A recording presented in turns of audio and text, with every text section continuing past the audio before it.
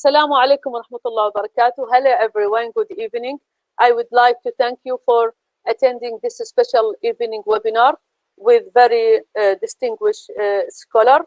It is our great pleasure and honor to welcome two professors of Islamic, two of the most distinguished professors of arts and architecture of Islam, Professor Dr. Sheila Blair and Joonathaan Bloom. They are a wife and husband team of scholars of Islamic art and architecture. Until their recent retirement, they shared both the Norma Jean Calderwood University Professorship of Islamic and Asian Art at Boston College and the Hamad bin Khalifa Endowed Chair in Islamic Art at Virginia Commonwealth University. Together and separately, they have written or edited a score of books and hundreds of articles on all aspects of Islamic art. They jointly wrote The Art and Architecture of Islam, 250 to 1800, published by Yale University Press, 1994, which I have translated, Wafaa Abdulaali, Zain al-Abidin. Just a minute, sorry.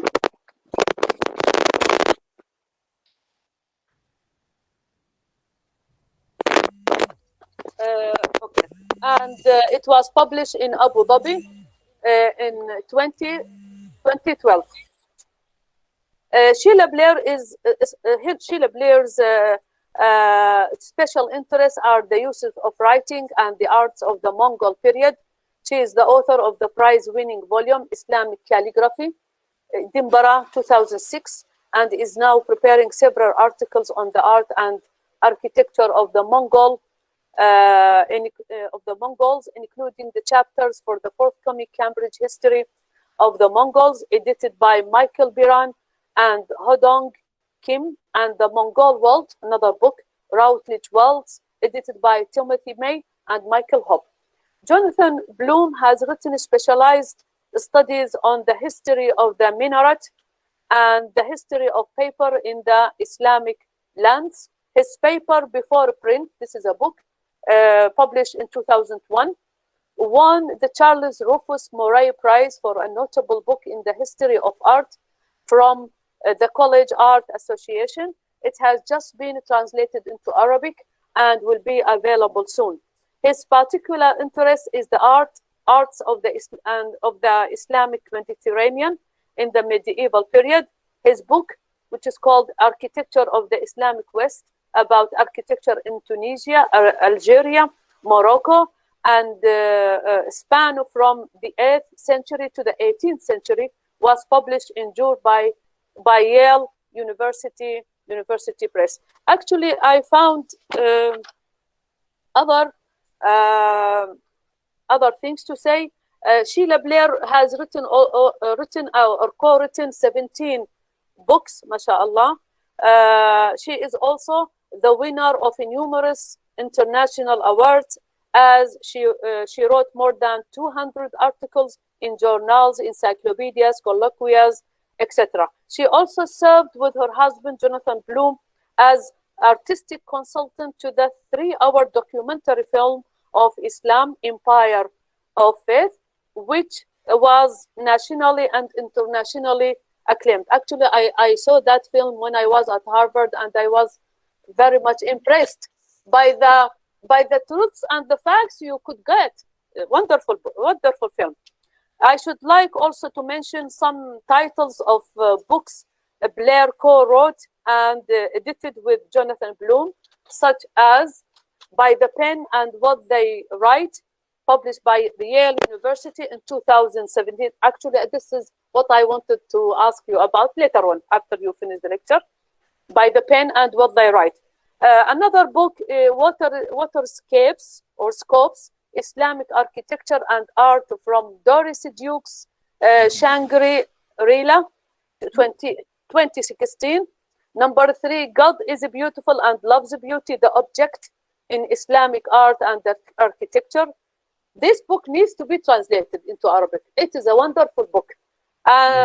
Most wonderful book, according to what I have read from your writings. It was published by Yale University Press in 2013, and I have it in my office at the college.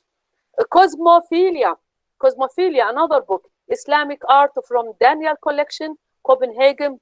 It was published by Boston College, 2006. Other studies devoted to the concept of the hue, the color, water, rivers of paradise, faith and power, etc., etc. They are all concepts from the Islamic culture and history. This is a huge CV, and we have only just selected a few of the items that you didn't mention for me, but I found them online. So we are most honored to have you both here again after you honored us last year with a wonderful lecture. Everyone still remembers, and I am sure that today we will have another lecture that is also going to be unforgettable. The floor is for you. Welcome both. Thank you very much. Greetings from, as we said, it's very cold and very snowy here in New Hampshire, about more than 100 kilometers from Boston. We're very pleased to have been asked to give this talk about books in the Islamic lands. Wafaa, you've been a great friend of ours for many years, and it's a pleasure to be asked to share our knowledge with colleagues around the world. And one of the wonderful things, I guess, the bright side of this terrible pandemic is that it has opened up these channels like these, giving these webinars. And so we can sit in our relative safety in New Hampshire and share with people halfway around the world. It's really wonderful. The subject of thank you so much. The subject of our talks, the Islamic book, can be understood. I'm going to talk first, and then Sheila's going to follow me. So, can be understood as one facet of growing interest worldwide in the history of books. There are now centers for the book at universities and books about the history of the book. Indeed, we recently contributed a chapter on the Islamic book for this new Oxford Illustrated History of the Book, which was published last year. In one volume, it covers the history of the book from its ancient origins in clay tablets, and I think of Mosul, clay tablets and papyrus scrolls from Egypt to modern times and electronic books. And the Islamic book is particularly interesting, not only because it's our field, but because making of books has been one of the quintessential features of Islamic civilization over the past 1,400 years. And we'll present some of the distinctive features of this tradition in our talk today.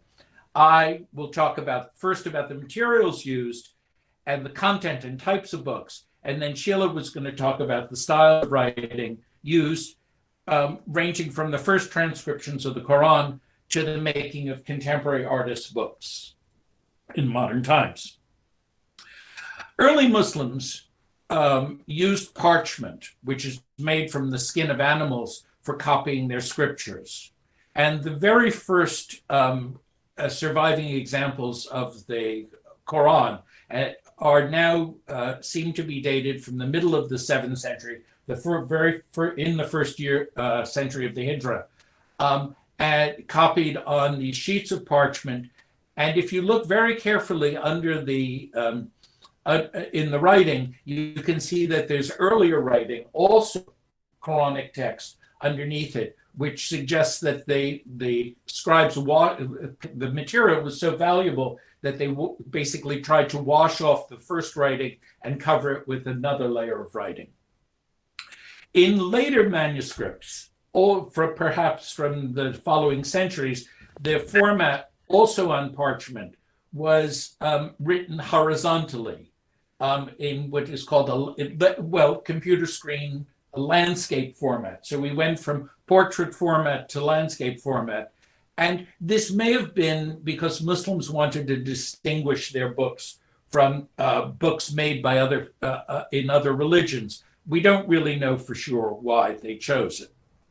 Parchment which had been used for millennia by the ancient Hebrews, they made their Torah scrolls out of it from the material. It was strong and it was durable, and it could be made anywhere that you had sheep or goats. The skin of the animal was soaked in lime and then scraped under tension and made it dried to produce a sheet that measured about a meter wide and a meter long. It was strong and it was durable, but it had the disadvantage that for the sheep or the goat, that it had to give up its skin, and that therefore, that was the end of your sheep. Now, it also meant we knew what people were having for dinner. They were going to be eating the meat that came from the animal, but it was expensive. Parchment was used by the Christians, who adopted the codex, or form of the book that had leaves, separate leaves. They used it for their scriptures, and this is the Codex Sinaiticus, which was found on Mount Sinai and is probably one of the earliest surviving examples of the Bible, and it's in the British Library. Early Muslims used parchment and papyrus from Egypt for their everyday needs. Papyrus was particularly valuable or useful because it was cheap. It was made from plants that grew along the Nile. These are two examples. One of them is for a tax receipt from Iran. The one on the right is a receipt from Egypt for 13 ewes, and it's dated 104 of the Hijra, and you can see on the bottom, Sena Arba at the bottom there on the last line. So it's quite legible. Papyrus, as I said, was made from a reed that grew along the Nile. It was used as early as 3000 BC. And the material, the reeds were cut into strips and then laid at right angles to each other and then rubbed together to form sheets, which were pasted together to form rolls like this one. And the Egyptians, the ancient Egyptians, like modern Arabic, wrote from right to left.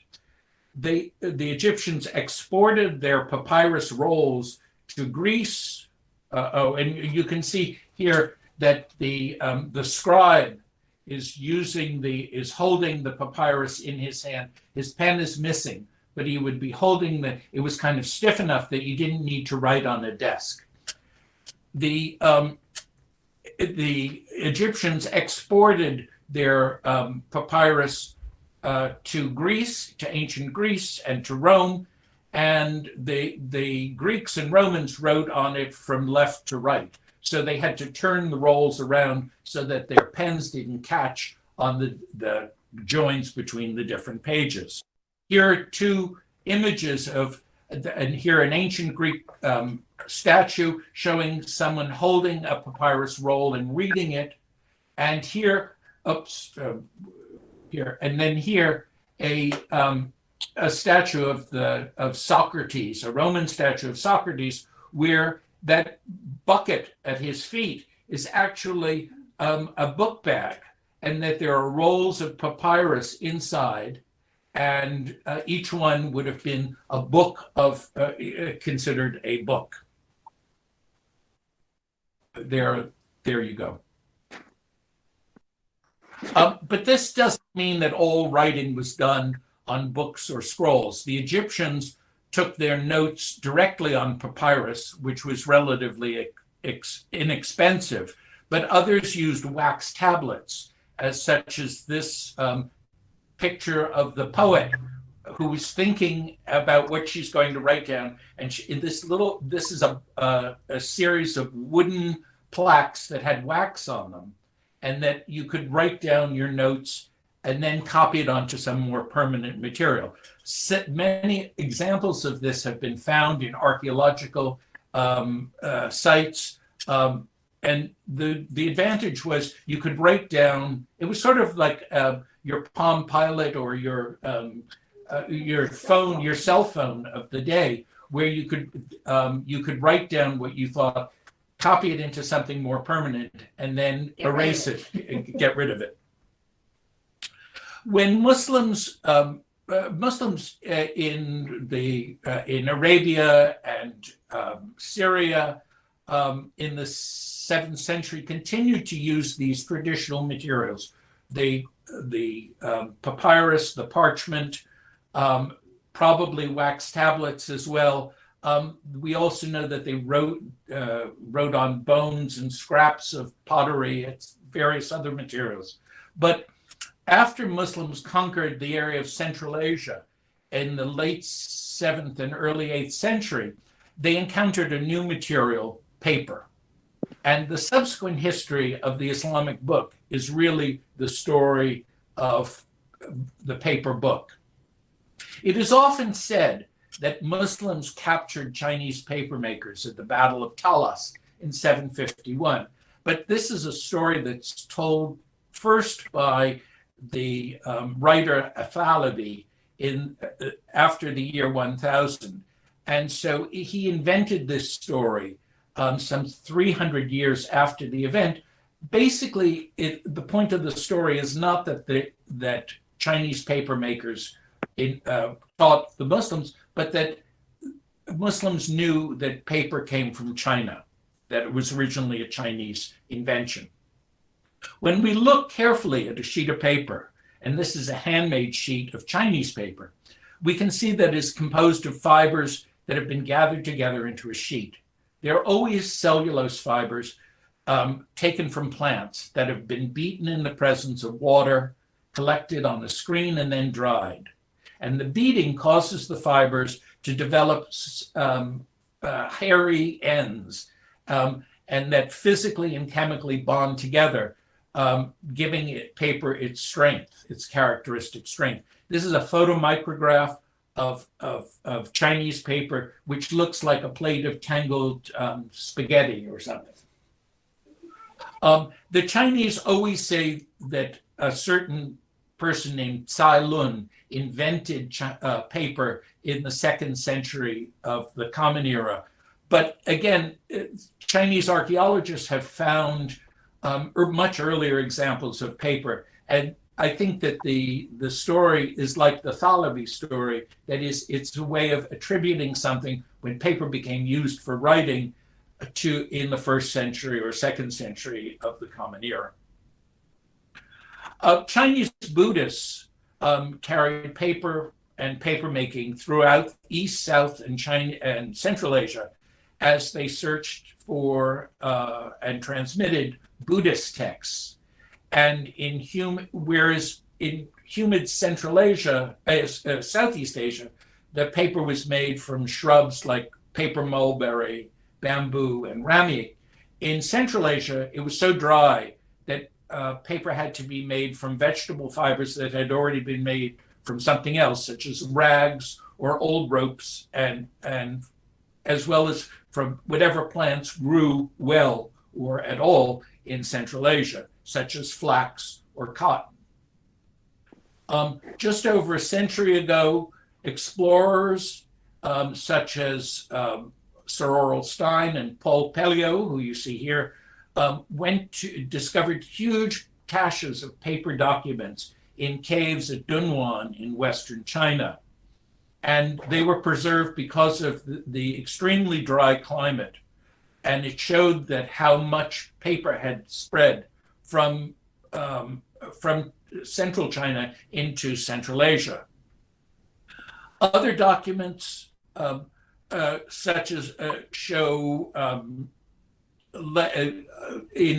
not in Chinese, but in Sogdian script. And these are often commercial documents, and it suggests that that paper was used, indicate that paper was used by merchants who were traveling around in Central Asia. And all of this indicates that that the Muslims who arrived in Central Asia would have certainly encountered paper. Very, very few documents from this period survive. And here is one early example you can all see. It's a fragmentary Arabic document, probably from the 8th century, on paper, that was discovered in probably in northeastern Iran. Most of the documents that were made on paper, of course, have been destroyed. But we know that as one of the earliest surviving examples of a book written on so-called Arab paper is actually a Greek manuscript in the Vatican Library, which was copied on paper at probably Damascus around the year 800. So that very, very quickly, paper spread not from Central Asia already to the shores of the Mediterranean. And the story of the spread of paper is one of the great technological revolutions of the Islamic Middle Ages. Well, Muslims continued to copy the Quran, at least initially, on parchment. For other kinds of writing, they began to use paper. And we have here a book on theology. This is by Abu Ubaid on unusual terms in the Prophet, in the traditions of the Prophet, in the Hadith. And this is in Leiden University. And this is considered to be the oldest dated book on in Arabic on paper. There may be earlier examples, but they're not dated firmly. There are also books on all sorts of other subjects. This is Khwarizmi's geography in Strasbourg, which was copied in 1037. We have here a Sufi's Guide to the Constellations. This is a 12th century copy in Doha. So books were copied on all subjects. We have pharmacology. This is Dioscorides' book about the medicines that can be given to patients and how to prepare them. And of course, on the right is a book about mathematics and an explanation of the Pythagorean theorem. There are also, it wasn't only sort of highfalutin, fancy literature, great literature, but also we know that paper was used for copying what you would probably call junk literature. This is the earliest surviving copy or fragment from the Elf Layla, and it's in Chicago. And it is a piece of paper that was discovered in Egypt in the early 20th century, late 19th, early 20th century. And you can see on the left-hand side of the page, it says Kitab, and then it says Elf Layla. And it's the beginning of the book, but the page was torn out, and then somebody else who was studying for, like, to be a Qadi or something, decided to copy out legal phrases on the paper. And you can see that all these, and there's a fragment of a drawing. So paper was valuable and was reused constantly. But so this shows that popular literature was copied on paper as well. The eventually the Quran began to be copied on paper. And Sheila will have much more to say about what the implications of that are. But here we have two examples from Iran in the 10th century. And then the most famous example, which Sheila will also have more to say about, is one that comes from Baghdad, which was copied by Ibn Abuwab just over 1,000 years ago. And what is absolutely remarkable about this is that, as opposed to many of the other pages that I've shown you before, which even all of you excellent readers of Arabic might have had difficulty reading, this is perfectly legible to us today. And that I know of very few, if any, other languages where one can read writing that's 1,000 years old as if it was written yesterday. So we'll have more to say. She'll have more to say about this. Here we have also from Iraq. This is a depiction of a library from the very famous copy of Hariri's Maqamat, which was transcribed and illustrated in 1237, probably at Baghdad. And it shows all the books in the library, in a library, men sitting around reading together. One very interesting thing is that the man who's reading, which you see on the right, hasn't opened the book fully. It's only opened about a little more than 90 degrees. And I think one of the mistakes Sheila and I have learned is that we tend to think of books that have been bound in the Islamic tradition of opening flat. And it seems that they were never intended to be opened flat. They were always intended to be held in the hand like this. And even when you see a reading stand, a rahla, that it is meant to keep the book open only at an angle. But what's extraordinary here is that the bookshelves in the back have well over 100 books in them. And this is, this is an extraordinary number for the Middle Ages. In Cordova,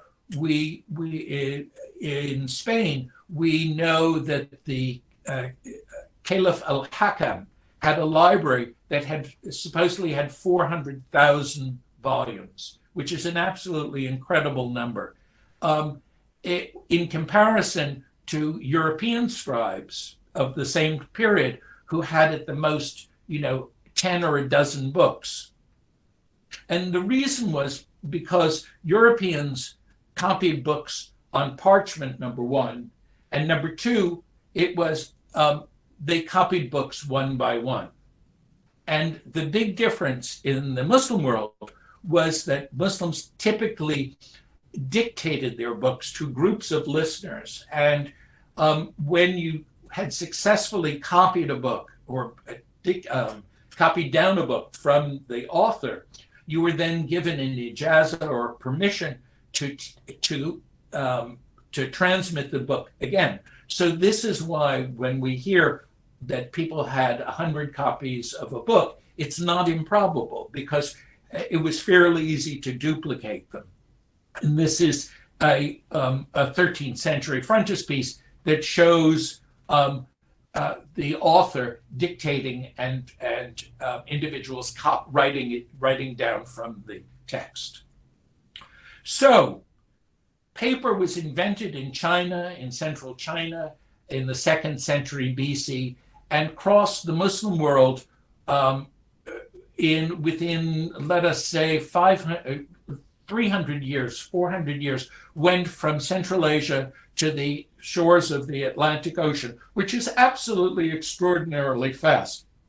From Spain and Tunisia, which were ruled by Muslims, it went into the Christian countries of Europe and began to be manufactured in places like Italy and Spain and eventually Germany.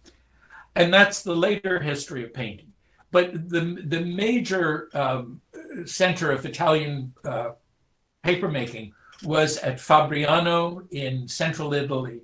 And the Italians took off, they learned their papermaking from the Arabs, but they used new techniques. They used water power to power their mills. Because their pens were made from feathers, from quills, rather than from reeds, they needed harder paper, and so they finished it with glue or gelatin rather than starch. And then finally, they made the molds out of wire rather than out of vegetable fiber.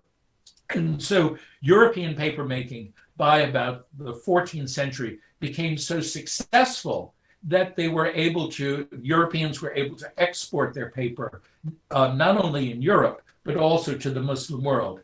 And so we have the first examples. In fact, there's a Quran manuscript that I'm not going to show you today, but that is copied probably in Iraq in the 14th century, already on European paper.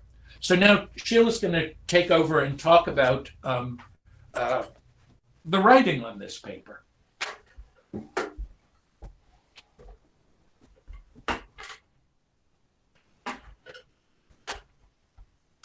So Jonathan has just talked to you about what's on the left, and I'm going to talk to you about what's on the right. The one on the left is making the paper, and I'm going to talk to you about what's written on it.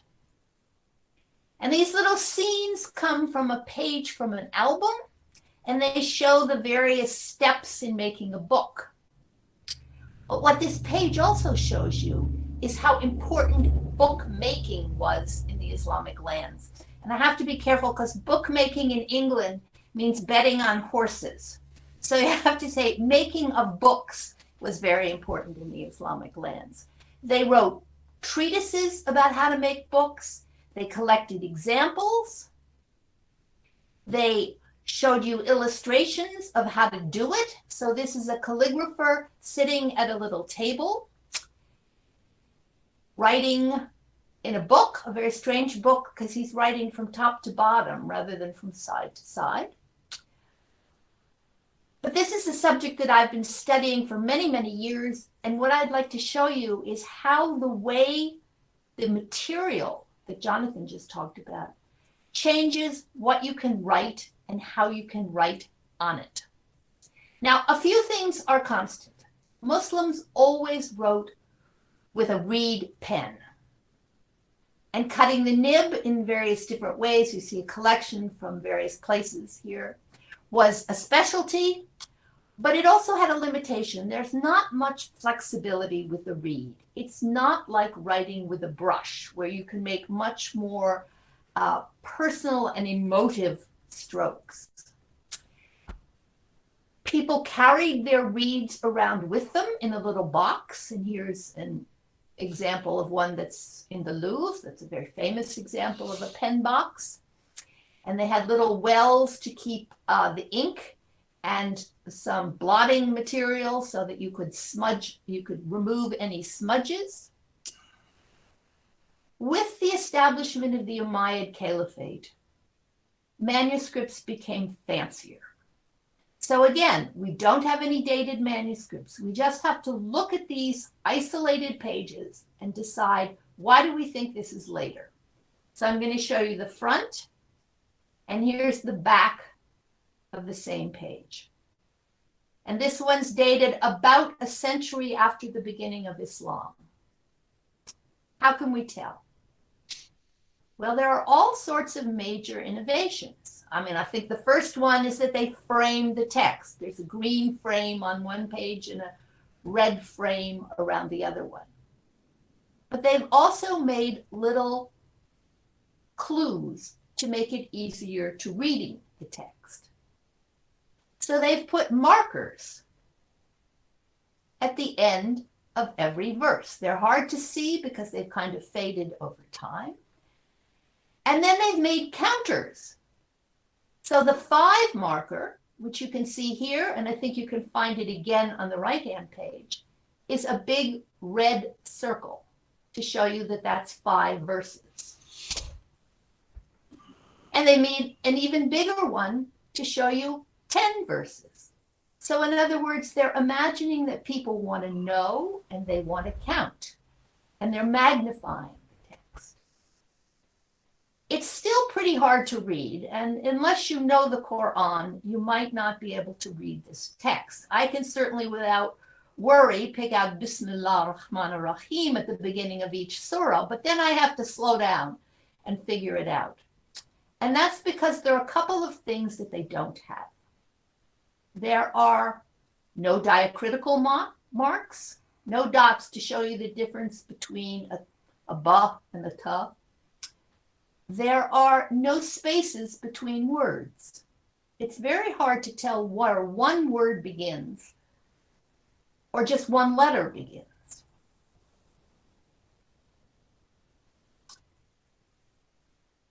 Things start to change by the 9th century of the Common Era. And that's because we finally have some dated manuscripts. Now, interestingly, they've changed format. We've gone to the horizontal format from the vertical. And they're using a much more regular and organized script that's known, probably wrongly, as Kufic, from the city of Kufa in Iraq, but it was used everywhere. Not everything that's in Kufic was made in Kufa.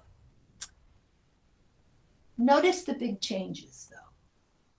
There are very few letters per page. I think each one has 26 letters. It's an absolute waste of parchment.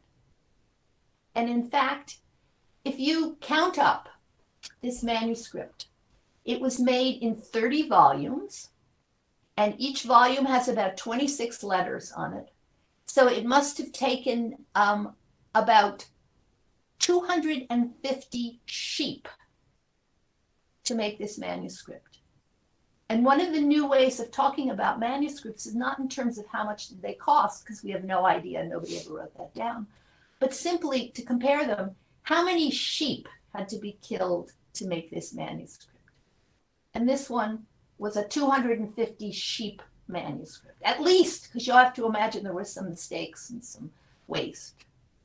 Now we know how to date this manuscript because beginning in the 9th century, people wrote endowment notices at the top of them. And this one conveniently is endowed by somebody we even know. That was Amajur, the governor of Damascus. And there is actually a colophon, and that's the note at the end of a volume, that says he endowed this manuscript to a mosque in the city of Tyre, which is now in Lebanon, in 876. Now, the manuscript has to be dated before that. He could have been endowing something his grandmother had, but I don't think so. I think he had this manuscript made, and he then endowed it to the mosque. So we finally are getting some real dates for manuscripts, and that's about the 9th century. We also have some boxes that these were kept in. We know that they were probably brought out. And all of these manuscripts were not used for you and I to study, but rather to be brought out on Friday in a mosque, and for someone to read from them, somebody who already knew the text by heart and really only needed an occasional hint to sort of get going in what's on the next page. They were made for reading aloud. Jonnathan talked about this before. In the 10th century, with the introduction of paper, we get all sorts of changes. This is the first Quran that we know of transcribed on paper. It's about a century after the traditions of the hadith that he showed you, the Qarib al-Hadith. So it took about a century for people to be willing to have the Quran on paper. They were perfectly willing to read geography on paper, or theology, or pop literature, but the Quran, no. And it took about 100 years, as far as we can figure out, to write down the Quran. We've gone back to the vertical format, I think because it's easier to read. When you get lines that are too long, they're very difficult to read. We've also got a new kind of ink. We're using carbon-based black ink. The script is getting much more fluid, and that's probably because paper is much easier to write on than parchment, where your pen sticks. And very quickly, writing on paper and paper copies of the Quran spread across the Muslim world. And they show great changes in the way of using books. This is a pocketbook. It's about 8 inches high, 7 by 5 inches high, actually. And centimeters, I mean. Yeah, 7 by 5 inches. So it's about 7 inches high. Oh, centimeters. It's about 17 by 13 centimeters. Sorry, I'm an inch person. There are also, not only, it's small, you can carry it around, it's 1 volume. Those 30-volume parchment manuscripts were heavy and no one was going to move them about. These ones, these paper ones, are cheap, and they were made for reading because there are all sorts of hints for reading. If we look at it up close, you can see that each of the undotted letters has a smaller version of it underneath, the muhmala letters, to show that they didn't just forget the dots, they're not supposed to be dotted. There are markers between verses in the Quran. This time we have 3 gold dots for a single verse and our big heart-shaped one for a 5 verse. We have a circle for 10 because that's supposed to be the 0. And notice what's on the circle. We have an abjad letter to show you that this is a 10, 20, 30, 40, 50th verse in the surah. The text then is very small, but completely legible to us today. And this is what Jonathan was talking about before, that 1,000 years after this manuscript was made, it was made in the year 1000, we can still read it today. Books and libraries proliferated from this time. All of the scripts used by the year 1250 are still in use today. And those are the so-called 6 pens, which were standardized by 1250 and which become the common scripts used today. All except, well, and used for magnificent manuscripts. The major changes afterwards come in the glory of the illumination. And what happens under the Mongols, and that's a period I love very much, is that manuscripts get bigger and bigger and more glorious. So this is a copy of the Quran made in Mosul. The scribe, who probably also did the decoration, gives us his name in the colophon, Ali ibn Muhammad ibn Zayd, and he goes back all the way 18 generations to the time of the Prophet. He was very proud of his ancestry. This is another 30-volume manuscript. Each page has only 5 lines of script on it. But what you can't tell from the slide is that each page in this manuscript is half a meter high. They're enormous. Think of all the paper you needed to write this on. And the colophons tell us it took 6 or 7 years to make this manuscript. It is superb.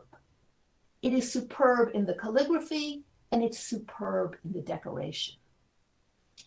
It's done in the so-called muhakkak script, one of the 6 pens, a script that was used also for the biggest Quran that we know from the period, and that's one that's called the Uljaitu Quran. It's been cut up and dispersed. It too is 30 pages. And how can you tell it's even more expensive than the previous one? You can see that each page still has 5 lines of script, but here they alternate. We have gold script that's outlined in black, and then we have a line of black script that's outlined in gold, and you see a little detail of the black outlined in gold. This one took 7 years to make. It's even bigger. Each page is almost a meter high. Can you imagine how long it took? You had to begin first with the gold, and you didn't actually write the gold. You wrote in a kind of glue that's called Blair, and then you put gold leaf on top of it. Then you had to go back with a different pen and outline each letter with black. You had to drop those tools and then get onto the black and write a line in black, and then get out a little gold and outline it in gold. So the whole thing, no wonder, took 7 years to make. We know it was an imperial copy because this is one we love. It was endowed to this very tomb that still survives in northwestern Iran. So these were presentation copies meant to be given to the tombs of very famous people. But the introduction of large and really nice sheets of paper brought other changes at this time as well, changes to the book. We start getting illustrated books. So this is a copy from a compendium of chronicles made again in northwestern Iran, a picture of the temptation of Buddha. And you can see how the illustration is still pretty small. We have about 35 lines of writing on the page and a small little illustration. Within a generation, illustrations get bigger and bigger. So this is a page from a copy of the Shahnameh, the Book of Kings, made for probably the rulers in Iran, certainly the court. And you can see, first of all, it's poetry because it's written in columns rather than prose on the left, but also that the illustrations are getting better and better. And it's the 14th century under the Mongols when illustrations are added to books, probably on the influence of Chinese painting. This is the time when there was a great deal of contact between China and Iran. We had Mongols ruling in both of them. And this idea of long, thin pages, long, thin, it's a scroll, long, thin illustrations, cut off at the edges, are very much like the one you see at the left, where they just cut off the figures at the side. This is the time when we get all kinds of books with pictures. And it is the time when we get our first depiction of writing. This is the first example I know with a picture of people writing. It comes from a copy of Ghazvini's Wonders of Creation, made at Wasit. And these are angels, and they're supposed to be writing down. But what are they writing on? They're writing on vertical scrolls. And vertical scrolls were made for bureaucrats. They were what you wrote tax receipts on. So I love it. The angels are not recording here the Quran. They're recording tax documents. In the next several hundred years, there's really only one innovation in the history of calligraphy in the Islamic lands, and that's the development of hanging scripts, nastaliq and taliq. And they are developed particularly for Persian. They are used really only for writing Persian. So here is a detail of a page of poetry in Persian script. And nastaliq probably developed because of the very differences between Persian and Arabic. Persian being an Indo-European language, it has many words that begin or even end with long swooping strokes. So you can see sheens here. We have a lot of kafs in Persian, so you can stretch out the bar of kaf. We have all kinds of other changes to the book too. One of the problems with putting individual folios together into a book is that if you drop them all on the floor, you don't know what order to put them in. And for some reason, in the Islamic tradition, people did not number the pages. It's just not done. But they did develop this technique of writing the catchword at the bottom of the page. And this seems to have caught on from the 14th century on. So if you dropped everything and needed to put it back together, you would only have to read the catchword at the bottom. This is a double page from this wonderful manuscript of Persian poetry called the Mantiqater that's now in the Metropolitan Museum in New York. And you can see that the calligrapher made all sorts of other concessions to the illustrations. So this is how it would look if the book were bound together. And if you look at the right-hand page with the calligraphy, you'll notice at the bottom there are lines on the diagonal. Well, why did they do that? Why did the calligrapher write that? Sultan Ali, he's a very famous calligrapher. He did it because he wanted to have the exact verse of poetry fall on the top of the left-hand page, right at the top of the illustration.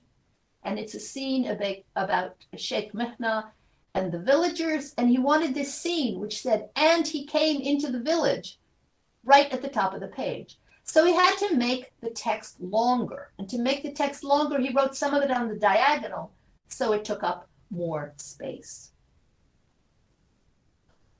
This manuscript was so famous and so important that 200 years later, or 100 years later, someone actually added 4 more illustrations to it, or painted on top of other ones. This one was done about 1600, and we know that because he has a gun, and guns weren't introduced until 1600.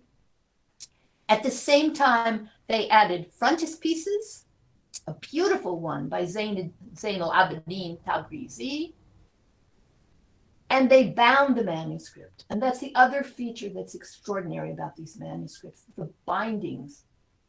This is pressed and molded with gilding. And then they endowed this book to the library at Ardabil. And we know that because Shah Abbas had his stamp put on every page. And here's where it was kept until the Russians took it out of Ardabil when they sacked Ardabil. And then eventually it ends up in the Metro. The other thing that happens is that calligraphy becomes so important, and bookmaking, that people start collecting samples of it. So here's the page I began with, and I want to end with it, which is a painted, it has calligraphy in the middle by Mir Ali Haravi. And then under the Mughal Emperor Jahangir, someone added the illustrations, which show us how to make books. So first, someone here is polishing paper. Then a calligrapher is writing. And notice it's interesting, he's got a blue and white little inkwell with his little reed pen. Here's someone blowing gold to smelt it, because they're going to use the gold for decoration. Next stage, he's sawing a book stand, a rahla, that Jonathan told you about, which shows that books were never read flat, but always put on a stand. Here he's smoothing the edges, sawing off the edges of the book. And finally, he's stamping the gold cover. And you see another down below on the left, another cover line down below. The book then, from calligraphy to from paper first, then the calligraphy, illumination, and binding, was the consummate work of art. One that is the preeminent work of art in the Islamic lands and still endures today. And we still have artists who are making other kinds of books. This is a Lebanese American. She's actually folded the paper like a Japanese book, an accordion book. And notice how she's playing. She's playing with writing the word Allah, not in very nice calligraphy, but really in kind of scrawly script, and adding all sorts of words to it to make it non-calligraphic. And she's playing with the idea that books are still alive and still important in the Muslim world today. Thank you. Thank you.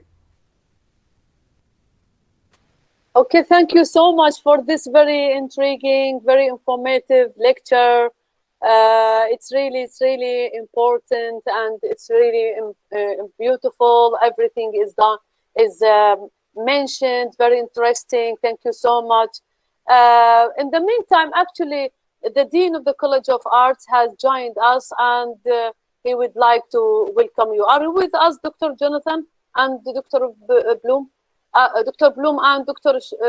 Shayla, are you with us? Yes, we're right here. Yes, thank you, Wafaa. Thank you very much. Yes. Thank you so much. Screen or get rid of the screen. Thank you so much. Yes. Okay. Dr. Muhammad Ali, are you with us? The Dean, Al-Amid, Sayyid Al-Amid. I can get off and you can just have a picture. Yeah. Dr. Muhammad Affin, he is with us. I don't know. He wants to say something. Okay, we were trying to get your picture instead of us. Yeah, Dr. Muhammad, he is with us, but I don't know why he is not hearing us. دكتور محمد ممكن تفتح المايك مالتك المايك حتى نسمعك. نعم دكتور، السلام عليكم Yes. جميعا. عليكم السلام. This is the Dean of the College of Art, Dr. Muhammad Afi. Good evening for the Mr. Joonathان and with he. A pleasure. Thank you. بالنيابة عني دكتور أتمنى أن تلغيهم فائق شكري وامتناني وتقديري لجنابهم الكريم على ما قدموه من المحاضرة، ونتمنى إن شاء الله أن نتواصل بمشاريع أكثر وأكثر، وأن تكون كلية الآداب هي البوابة لهم في أي شيء يحتاجونه، وإن شاء الله مزيد من العطاء لهم ولنا جميعا، وشكرا جزيلا. شكرا جزيلا دكتور محمد.